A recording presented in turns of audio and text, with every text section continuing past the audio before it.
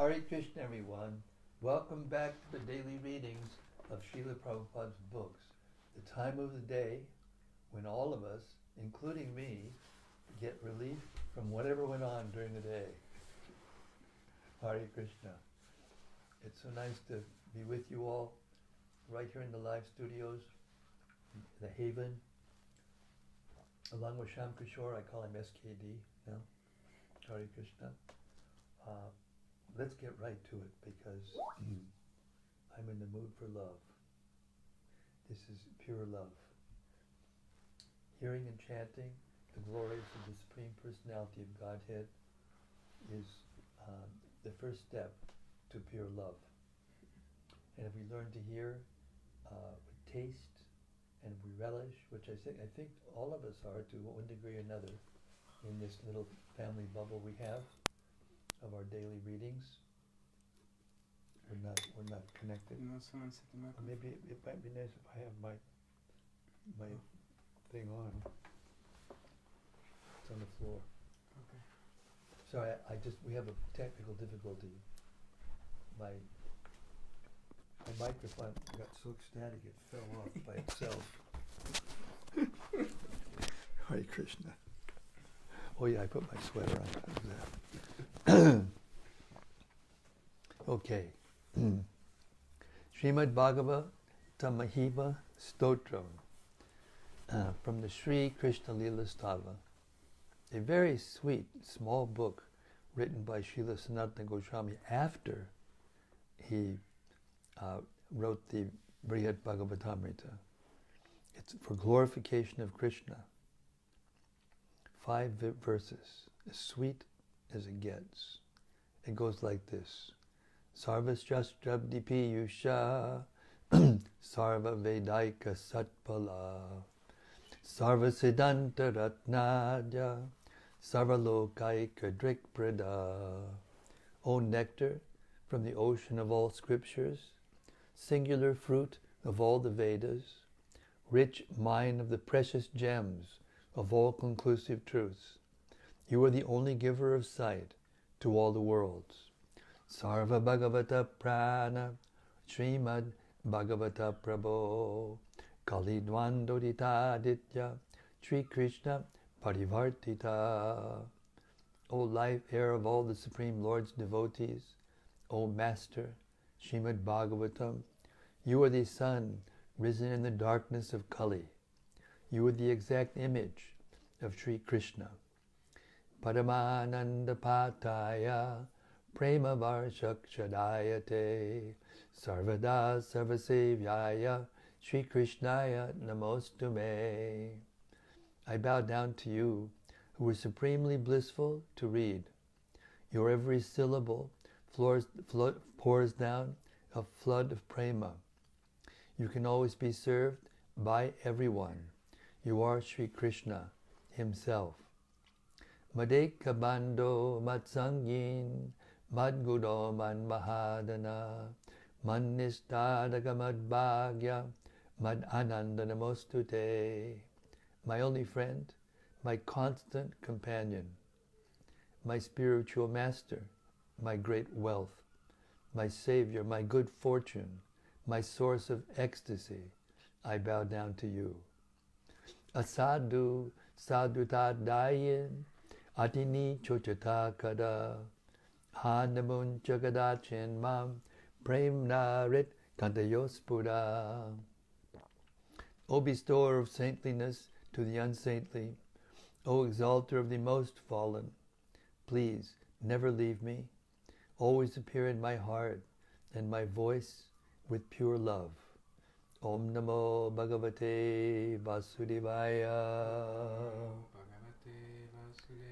Om Namo Bhagavate Vasudevaya. Om Namo Bhagavate Vasudevaya. So Gopakumar has been brought near to, or rather Narada Muni came near to him and took him away to a solitary place. And he's explaining to him so many things. And he's beginning by explaining, glorifying the Lakshmi, the goddess of fortune. And we're on text 179. She has many, Narada Muni speaking, she has many expansions who are named in terms of the various manifestations they produce. Maya, who comprises the material modes, appears as her shadow. Commentary. Although the expansions of the Lord's divine energy are immeasurably variegated, they can be analyzed in terms of the visible existences they create. That is, the varieties of devotees, devotional service, and objects of devotion, each with their ecstasies, moods of exchange, and external experiences. The manifestation of the material energy can also be categorized in terms of diverse activities in fruitive work, materialistic devotion, cultivation of knowledge, and so on, each with its own subdivisions. In the Vishnu Purana 132, Parashara Rishi describes the manifold effects of the Lord's creative potency thus: all things that exist have their own potencies, understandable only by transcendental intelligence. O best of ascetics, the Supreme Truth also has his real potencies for creation and other functions, and these belong to him as the power of heat belongs to fire. Commenting on this verse, Srila Sridhar Swami has written,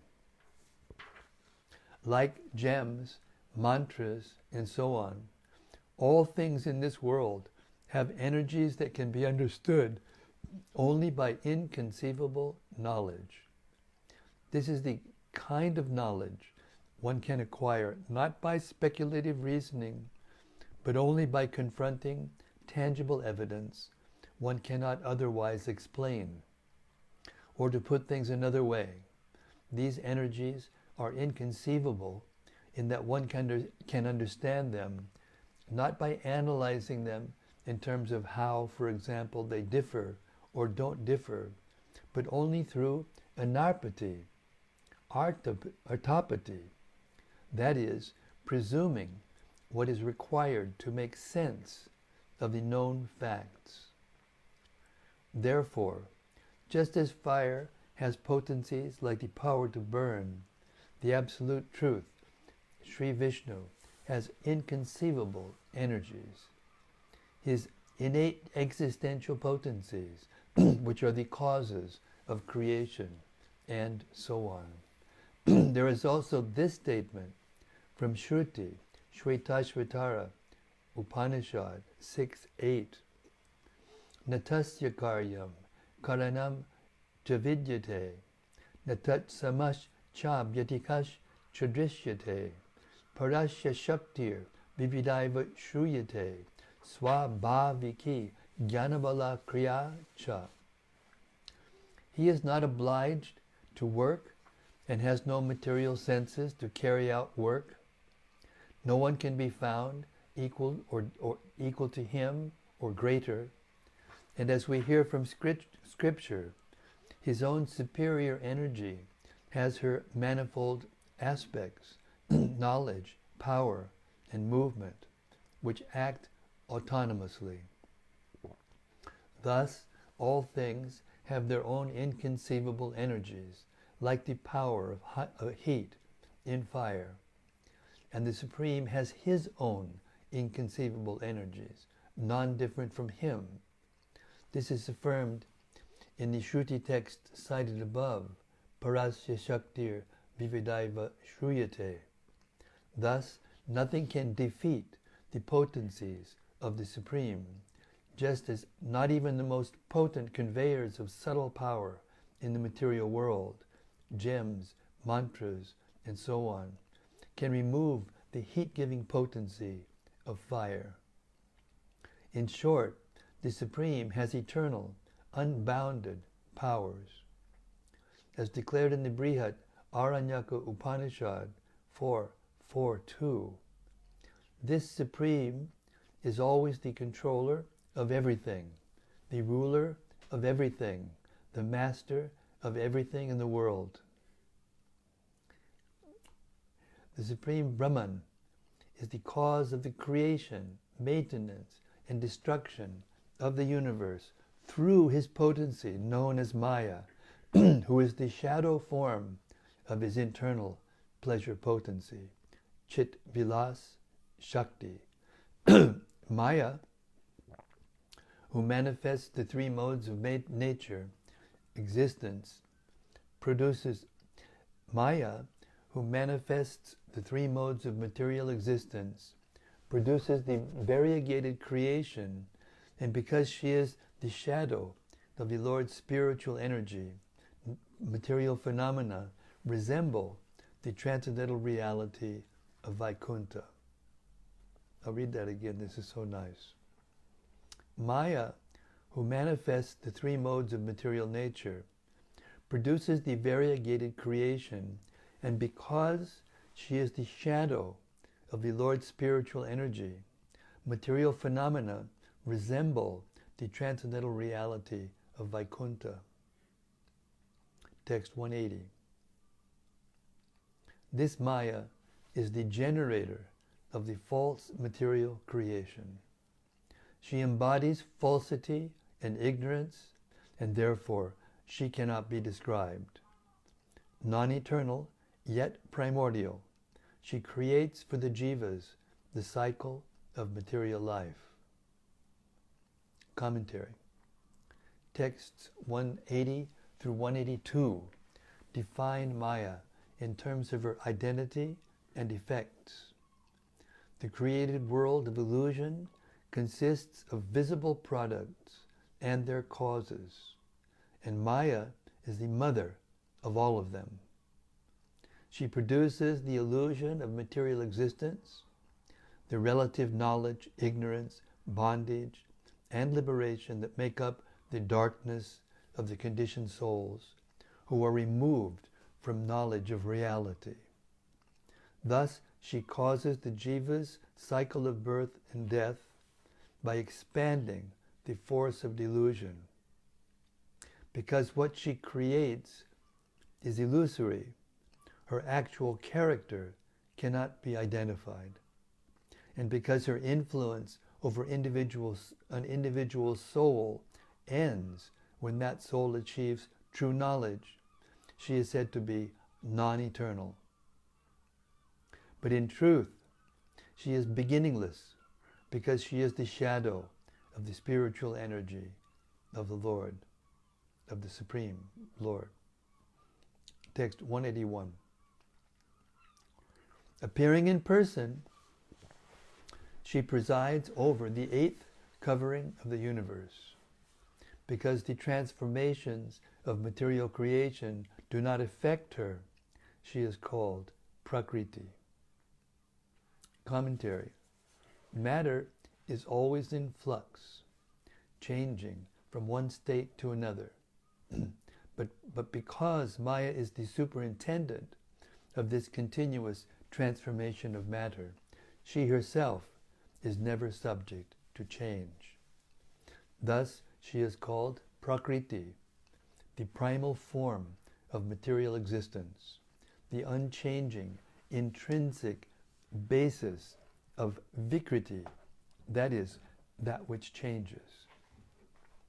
In short, the cause of change is unchangeable. Therefore, when Gopakumar visited Maya in her abode within the eighth covering of the universe, she referred to herself as non-different from the spiritual energy of the Lord, of whom she is a separated expansion. Or if you want devotion to Vishnu, still you should be kind and worship me, the giver of devotion. For I am his maidservant, his sister, and the embodiment of his energy, That's Brhad Bhagavatamrta 2.3.28. We read about that a few days ago. 182. Only by transcending her does one attain liberation and devotional service. She has produced the material universe, a creation no more real than a magician's trick. Commentary. As a magician conjures up one illusion after another, Maya has countless ways to create false appearances. Text 183. But whatever that energy creates appears substantial and real, just like the things that ascetics like Kardama create from their austerities, mystic yoga, and other attainments. Commentary. The Lord's energies, both spiritual and material, are His personal creative potencies. Whatever is produced by the Lord's own Shakti is real and substantial in the sense that such a creation lasts for some time. Even finite souls like Kardama and Sobari were able to create wonders that were substantial and real, like Kardama's flying palace, which could travel anywhere he desired. Certain inert objects in the material world, such as potent gems and mantras, also have such creative power. Magicians are expert in producing illusions. They know how to bewilder people, yet their magical creations are unreal because those creations cannot be used for any practical purpose. Cannot act in any real way, and after a moment cease to exist. In contrast to such useless illusions, adept ascetics and yogis are able to create things that anyone can see are substantial and real. The creators of such things enjoy their creations as they like, and the objects created may last for thousands of years. Text 184. Lord Krishna alone is the bestower of all of the fruits of all auspicious work. His lotus feet are worshipped by the masters of yoga. Whatever his personal energy creates is eternal and real and beyond illusion, just as he is. Commentary. Since even jivas have the power to create substantial realities, whatever the Supreme Lord's ubiquitous energy creates is by definition even more substantial and real. Performers of austerities and pious works achieve wonderful results from their endeavors, but it is the Supreme Lord Krishna alone who provides those results. 185. The incarnation of Sri Krishna, the original personality of Godhead, are likewise not different from Him. Their source, just as He is eternal and real, so are they. Commentary. Now Narada is coming to his main point. Sri Krishna Dev is greater than all other forms of the Supreme Lord. Krishnastu, Bhagavan, Swayam. Krishna is the original personality of Godhead. Bhagavatam 1, 3, 28. You're right.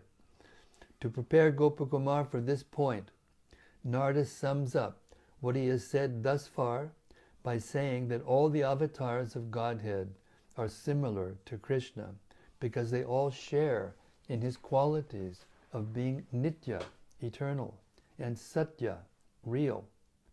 Thus all the forms of Godhead, like Lord Badrinath, Lord Vaikuntanath, are non-different from Lord Golokanath. Text 186. Krishna alone is the source of all incarnations of Godhead. by his infinitely various excellences, distinct from those of everyone else, he is always supreme. Those excellences are known by the term Bhaga. Commentary. The pleasure expansions of God are all non-different, but Sri Krishna, being the source of the others, is supreme.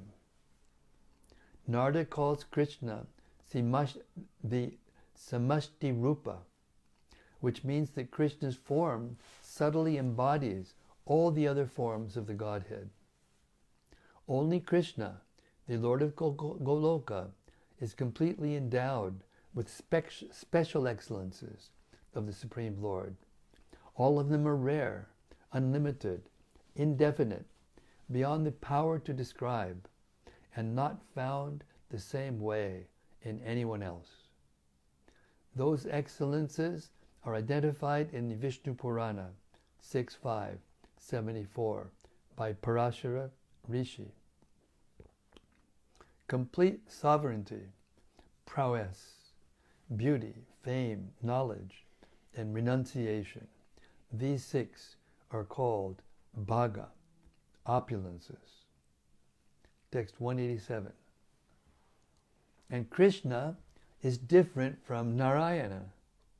For when Krishna appears in his descent in the material world, he fully manifests the many unique glories that distinguish Krishna alone.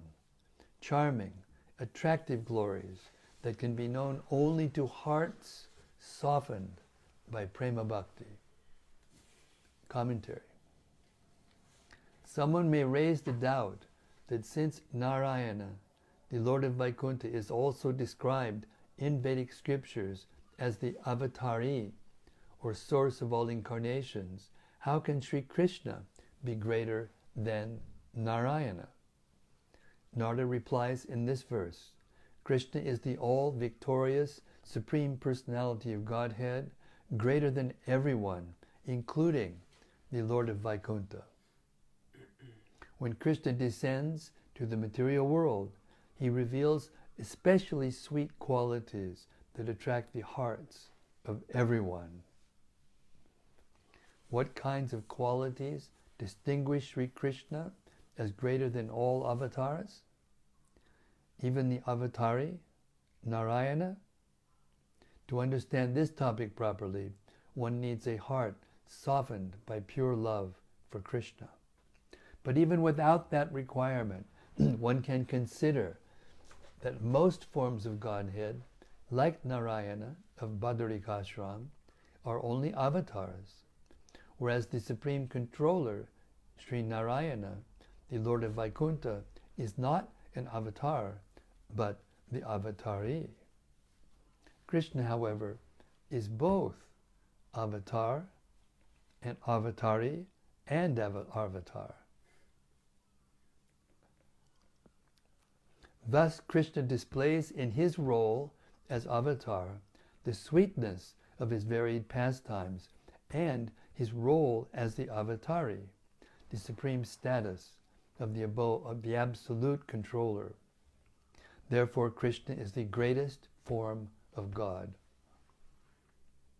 The special glories of Krishna will be further discussed in the later chapters of Sri Brhad Bhagavatamrta. Even the pastimes of Krishna, in which he defeats and kills evil persons, are sweeter and more charming than anyone else can describe or can infer by logic. Because each enemy Krishna kills receives Krishna's complete mercy. Moreover, the ways that Krishna defeats and kills demons is supremely attractive. What to speak of the ways Krishna reciprocates kindly with his surrendered devotees? With all of them, he reciprocates according to their rasa, sharing meals with them, relaxing with them, playing his flute for their pleasure, dancing with them in the rasa lila, and so on. This will be described more fully later on. Text 188. Still, The servants of the Lord's incarnations achieve the greatest happiness in the loving service they prefer, each according to his own mood. Commentary. Since Sri Krishna Dev is the boundless ocean of all super excellent glories, why doesn't every devotee serve him and him alone to obtain the highest possible happiness? The answer is that every Vaishnava, no matter what form of Vishnu he worships, achieves a special individual happiness suited exactly to his own attitude, and this completely fulfills his heart's desires. All the Supreme Lord's pure servants know such perfect satisfaction. So they all attain the ultimate limit of happiness available in their own rasas. Text 189.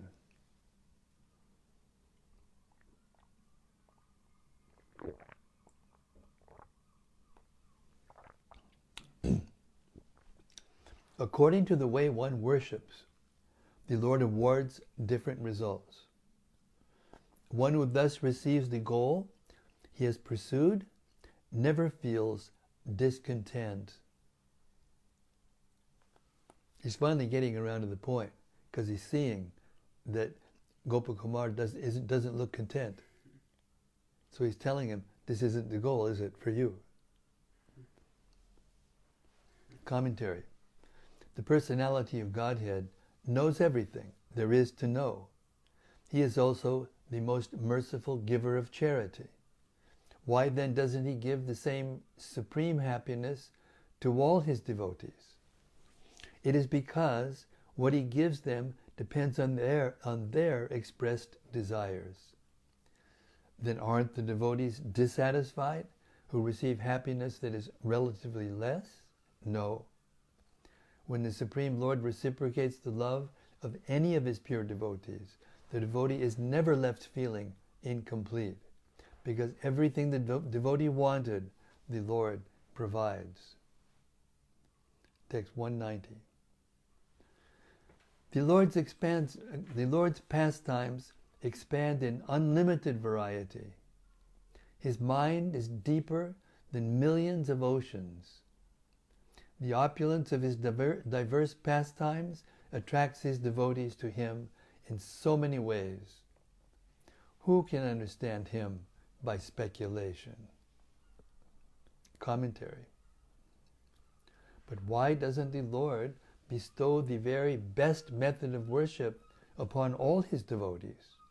After all, he is Rishikesha, the master of the senses, who inspires all the energies of knowledge and activity.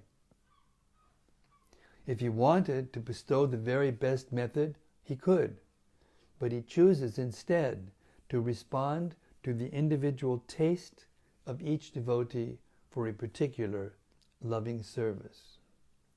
This variety of reciprocation with many different devotees is his lila and his special greatness. How can anyone presume to understand why he acts as he does? We can understand only this much. Were he not to expand varieties of pastimes with various devotees, the charm of his variegated enjoyment would not be complete. Text 191. Even amidst such diversity, the Lord's mercy achieves its highest perfection, for despite the hierarchy of greater and lesser devotees, some are affected by envy or by any such bad feelings. I'll read that again. Even amidst such diversity, the Lord's mercy achieves its highest perfection, for despite the hierarchy of greater and lesser devotees, none are affected by envy or by any such bad feelings towards others. Each devotee, following his own nature, attains the final limit of happiness in the service that suits his own taste. Commentary. That the Supreme Lord does not behave the same with every devotee does not invalidate the glory of his boundless compassion. Rather, his discriminating feelings with his servants enhance his reputation because every devotee relishes the highest possible happiness. By the nature of devotional service, none of the Lord's servants can ever become dissatisfied. On the heavenly planets and elsewhere in the material world, inequality always leads to conflict and envy, but not so in the dealings between the Supreme Lord and his devotees. Rivalry, jealousy, and other undesirable emotions never interfere with their happiness. Devotees on the path of pure devotional service are protected from these inauspicious influences, including false pride and malice toward others. Vaishnavas are naturally friendly to one another. Free from envy, they can peacefully pursue their real self-interests. Text 192.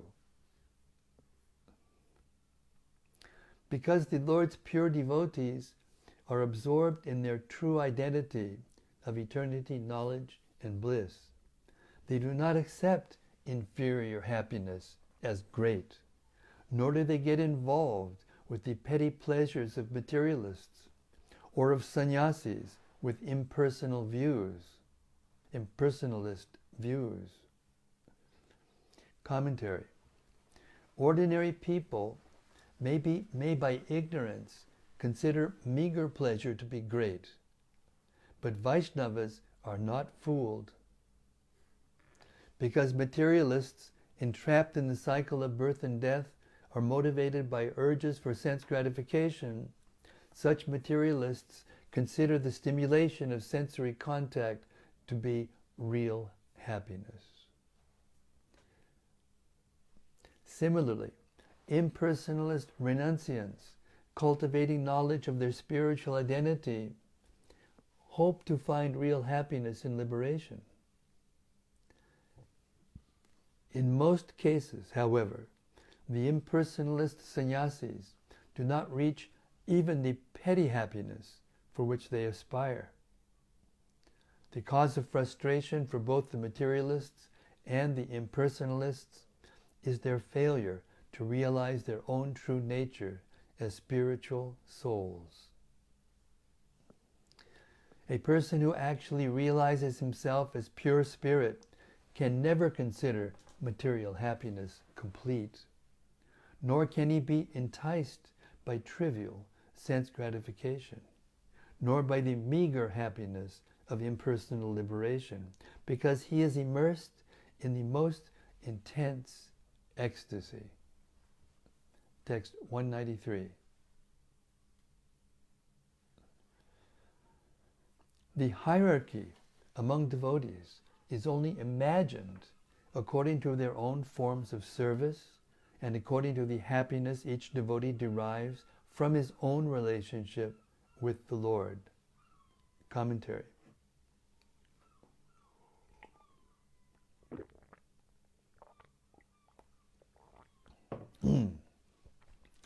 Every pure devotee obtains results suitable to his own devotional attitude.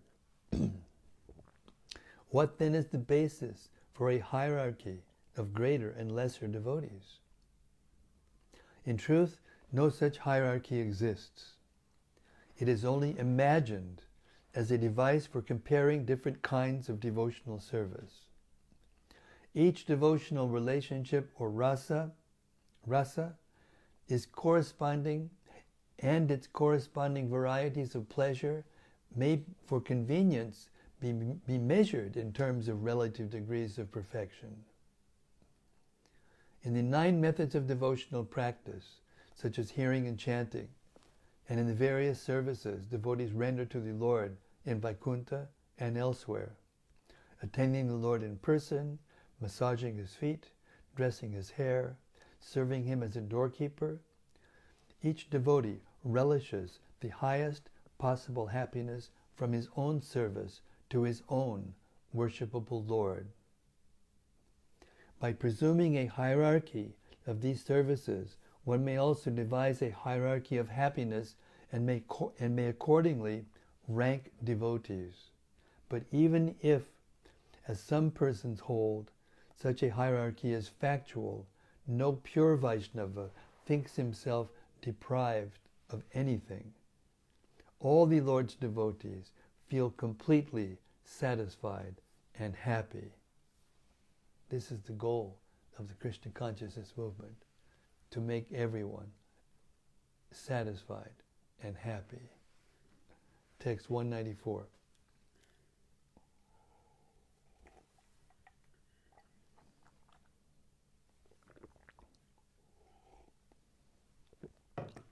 Some of these residents of Vaikuntha are eternal associates of Lord Krishna, and others have come here by his mercy, having gained the privilege to enter.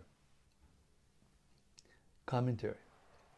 Because these servants of the Supreme Lord are by constitution as purely spiritual as he, one may doubt that there can be any difference between the devotees and the Lord, any distinction between servant and served.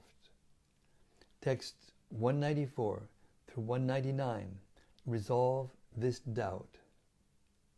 Some residents of Vaikuntha have always been there, like Anantashesha and Garuda. Others, like Bharat, Priyavrata, and Jai and Vijay, have come to Vaikuntha from the material world and have become associates of the Lord relatively recently, having gained entrance into Vaikuntha after successfully practicing devotional service. Text 195. Although everyone equally enjoys the bliss of worshiping the Lord, certain differences are conceived.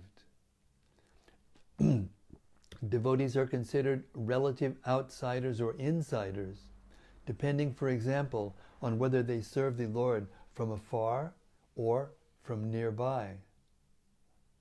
Commentary. In the opinion of some Vaishnavas, different qualities of devotional service earn their performers different degrees of perfection. Otherwise, in Vaikuntha, there would be no meaningful distinction between the Lord's eternal servants and newly liberated devotees. In this verse, Narada agrees that although devotees enjoy the ecstasy of worshipping Lord Narayana, there are minor differences in what various devotees achieve in Vaikuntha. Some devotees seem to have more intimate relationships with Lord Narayana than do others. And when the Lord descends to the earth and other material planets, select devotees are privileged to accompany him. The truth is that there are no real differences in devotional achievement, only different individual services. If some Vaishnavas insist on the idea of different degrees of perfection, that idea may be granted, but the differences are insignificant. Text 196.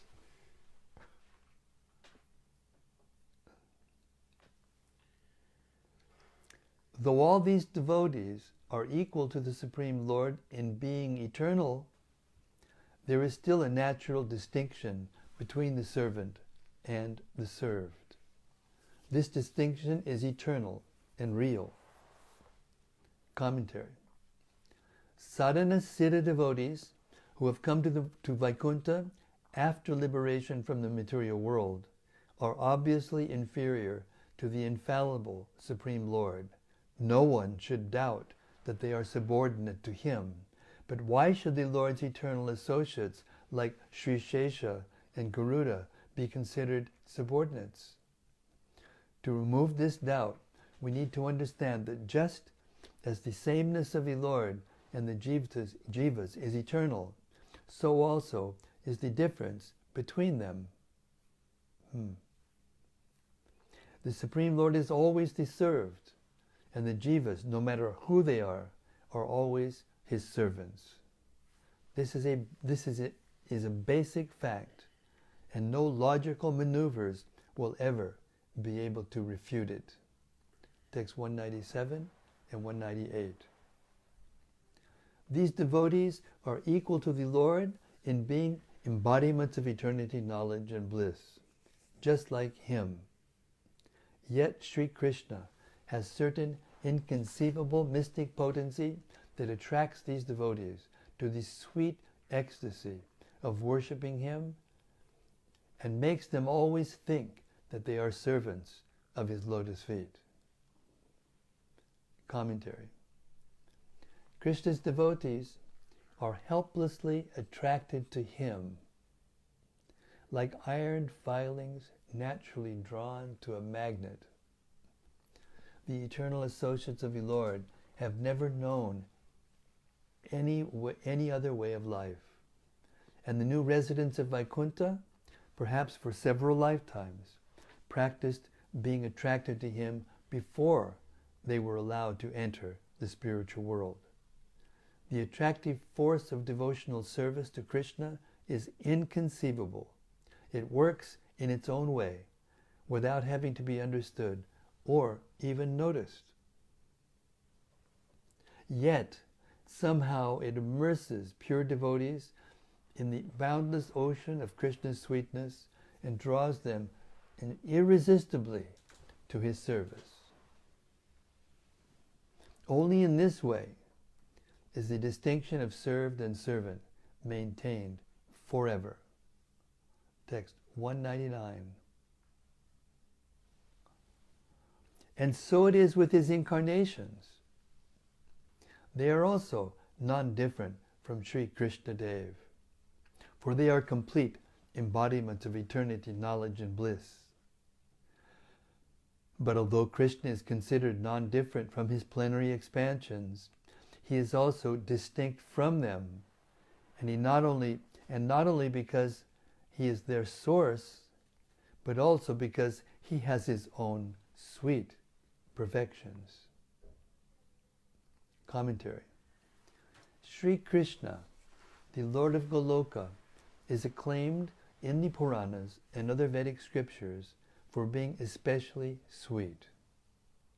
The sweetness found in him is not fully present in Lord Narayana or any of his other expansions. Of course, Krishna is different from his avatars because he is their source. Yet, he is still further different as the supreme all-attractive object of love. As implied here by the word api, it is only natural that Krishna be the original personality of Godhead and that all other forms of God emanate from him. But Krishna is special, not only as the avatari, but also as an avatar. He alone is the source of all incarnations of God, and only he displays such wonderful, charming pastimes when he descends to the material world. The Puranas give evidence of those pastimes, recounting many of Sri Krishna's unequaled exploits. The jivas allowed to associate with Lord Krishna in his abode are surely aware that he, being the supreme controller of all existence, is much greater than they. What most impresses Krishna's devotees, however, is his infinitely variegated sweetness. By seeing his beauty and other glories, they are constantly assured that he is different from everyone else. Only by this deep appreciation of Krishna's supremacy can his most fortunate devotees sustain their exalted love for him and share intimate exchanges with him in the ecstatic tastes of transcendental rasa.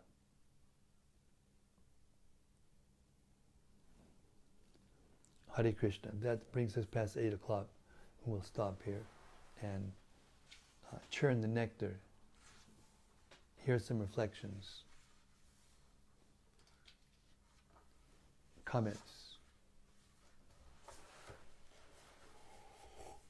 Have some discussion.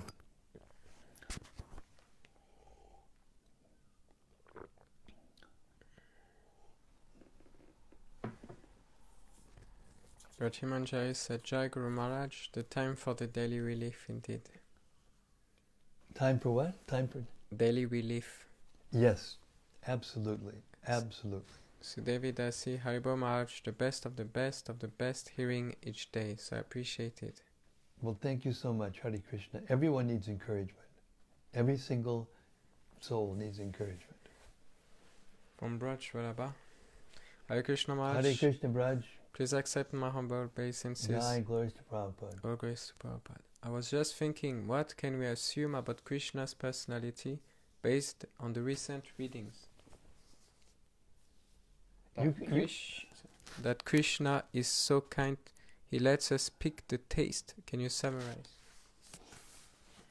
Well,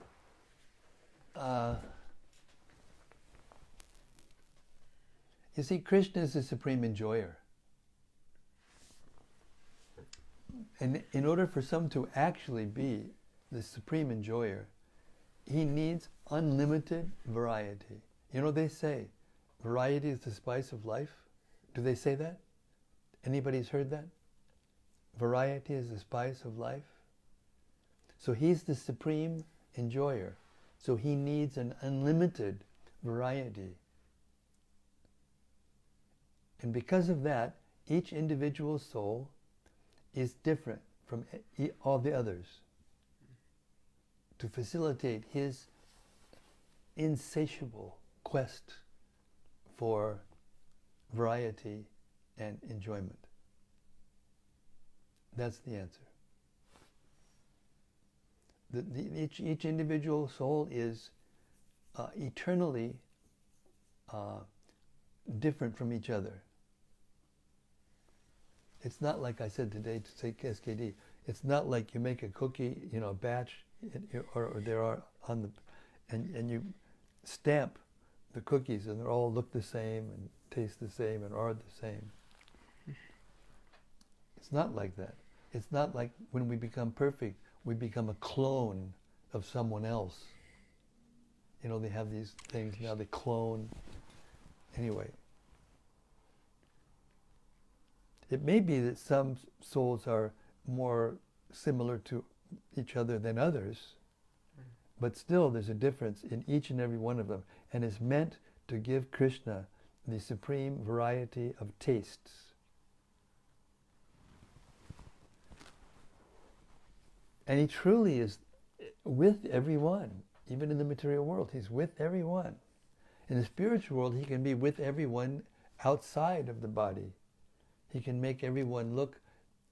I was just reading the other day, or hearing rather, the other day, when Lord Chaitanya performed that miracle and expanded himself into 7 forms and danced in all 7 Sankirtan parties at the same time. And each one of them were thinking, Krishna's dancing just with us. We must be his favorites. And they get some special ecstasy from that.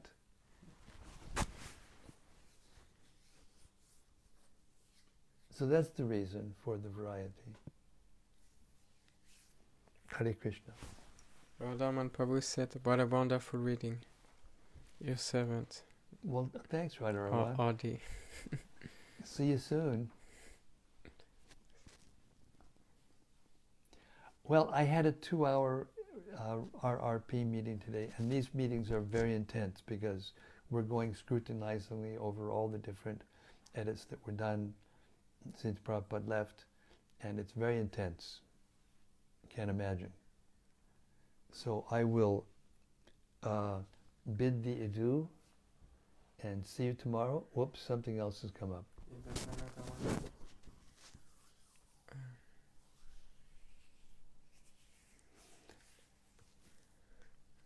Hare Krishna, dear Guru Maharaj, please accept my humble obeisances. Who is that from? That's from I forgot the. Oh, Govardhan? Sorry. No, give the garland. The Rajaloka. yeah, for Mataji. Yeah, sorry, just for. Thank you for this wonderful reading. I like to hear about today that to understand Krishna's quality fully requires a heart softened by pure love for Krishna. It also was very encouraging that Maya's effect on individual souls ceases when the soul acquires true knowledge. Yes. So we are in the process to coming out from under the effect of Mayavadi by your daily readings. We read that what Krishna gives to his devotees, it depends on what desires they express. Can you please say some details about that? Our expression to our desire on the beginner level is that we seriously follow the path of our acharyas? ? No, like I said, it's not that because I follow this particular acharya, I'm completely like that acharya. Each person is different. It's the same. I just answered the question actually.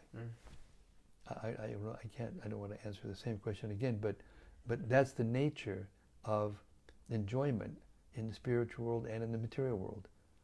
It's the same. The nature is, and that's why everyone has to have something different. Everyone's changing things. But in the spiritual world, nothing has to change. In the spiritual world, nothing has to change because everything is, by nature, always increasing in quality and in blissfulness. Therefore, the natural, the place is a place of natural, increasing affection and beauty and humor and all the different qualities that you can imagine. And it's similar. It looked like it was describing this during Narada Muni was describing that the material world looks like that also. It looks like it, but it's not, because the forms are changing. And still, even in the material world, each devotee has a taste for a kind of devotional service, and he gets his satisfaction and feels happy with that service. He enjoys it the most than any other service. And another devotee will enjoy another kind of service the most. But in the spiritual world, it's unlimited. And here, it's limited by the material energy, by time and space.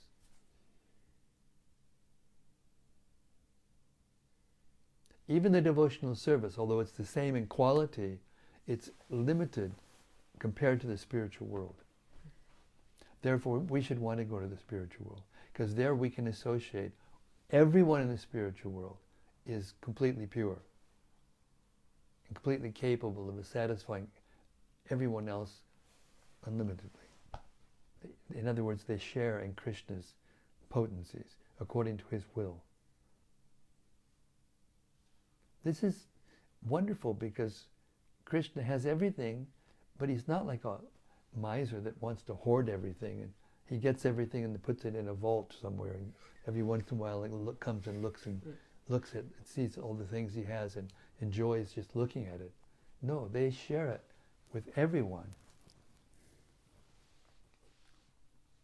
It's the perfect distribution of pleasure in the spiritual world. I don't know if I'm answering the question. I'm just rattling on now. Yeah, it's just another question. Oh. Should I? Yeah. This is from Dal Nitai.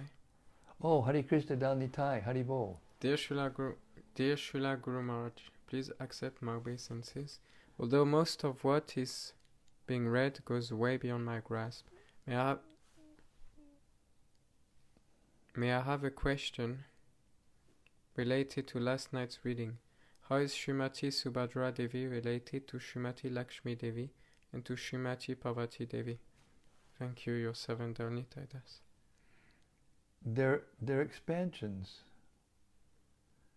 They're expansions. It was described yesterday, just as Krishna expands and is the same person, but he chooses not to show all of his qualities in particular expansions. But Durga is different. Parvati is different. They are shadows. The shadow moves like the hand. Wherever the hand moves, the shadow can't move, except it's limited by the movement of the shadow. That's the difference of the expansion of the material energy, the expansion of the goddess of fortune into the material energy. Now Subhadra is, I don't think I have the knowledge and the capacity to explain the difference, because Subhadra is literally Yogamaya, his internal energy. But because she's in the material world and expands herself, remember when Subhadra came from Gokula, that Vasudeva brought her back, put her in the lap of Devaki, and then Kamsa came and picked her up and wanted to smash her on the rocks to kill her. Remember? And she went up in the sky, and she had many arms and weapons, and she said, "You rascal! Don't you know the person's going to kill you has already been born somewhere else?" And then he got a temporary change of heart. I guess, Durga was his worshipable deity. The demons sometimes worship Durga. And then, do you remember? Then she went from there into many forms that are worshipped, different forms of Devi, Durga. And so what the difference is between Subhadra, who was kidnapped by Arjuna, and that expansion, I cannot answer. It's beyond my pay grade, beyond my realization. All I know is that Subhadra is different. That's all I know. Appeared from a different wife of Vasudeva. That's all I know. Hare Krishna. Vajraloka said, thank you so much, Guru Maharaj, your servant Vajraloka. And Darlita said, thank you very much. Thank you. Thank all of you, always. Now it's 8:15. I've got to take rest early tonight because I'm exhausted from that meeting today. All right. Thank you so much, everybody. Sri Brhad Bhagavatamrta ki jai. Samaveda Bhakta Vrinda ki jai. Gaur Premanandi Hari Hari Bol. See you tomorrow night, same time, same place, same topic, so that we can all get relief from this material existence. Hare Krishna. See you tomorrow.